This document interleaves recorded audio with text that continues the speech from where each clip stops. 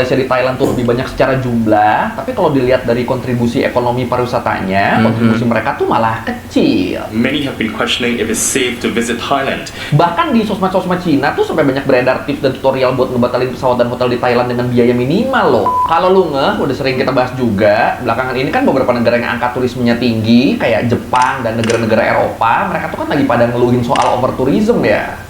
Warganya pada ngerasa wisatawan di negaranya tuh udah kebanyakan dan banyak yang ngeganggu juga. Nah ternyata di saat negara lain ngadepin masalah wisatawan yang terus bertambah gini, Thailand yang selama ini jadi negara dengan turisme terbanyak di Asia Tenggara dan sering jadi top 10 dunia juga, mereka tuh justru sekarang lagi ngalamin penurunan wisatawan internasional loh. Padahal dalam 10 tahun terakhir mereka nggak pernah ngalamin penurunan kayak gini, baru di tahun 2025 ini.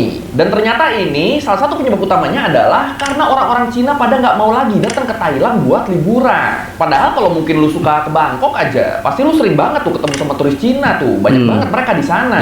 Nah itu sekarang mereka tuh mulai menurun tuh jumlahnya tuh. Tapi kenapa ya orang-orang Cina ini sekarang pada nggak mau ke Thailand lagi? Terus kalau turis-turis dari negara lain gimana nih? Dan apa yang dilakukan sama pemerintah Thailand buat ngatasin ini? Ya udah kalau gitu, langsung kita bahas kenapa angka pariwisata Thailand menurun. Di Learning by Googling. Kenapa ya guys ya? Selama ini Thailand kan selalu jadi negara dengan angka turisme terbanyak di Asia Tenggara ya.